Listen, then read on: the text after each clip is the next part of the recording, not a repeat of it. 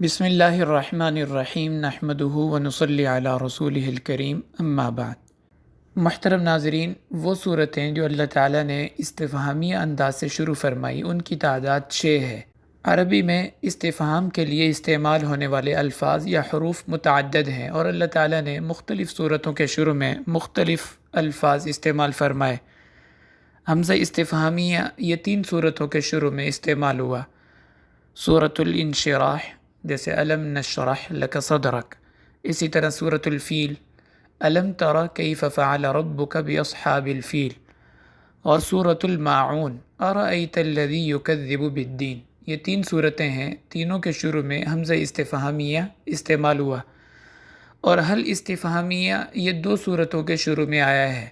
سورۃ الدہر جیسے هل اتى علی الانسان حین من الدہر لم یکن شیئا مذکورا، اور دوسری صورت ہے سورۃ الغاشیہ هل اتاک حدیث الغاشیہ، اور تیسرا حرف ہے ما استفہامیہ، یہ ایک صورت کے شروع میں آیا ہے، سورۃ النبا عما یتساءلون، عن حرف جر ہے اور ما استفہامیہ ہے۔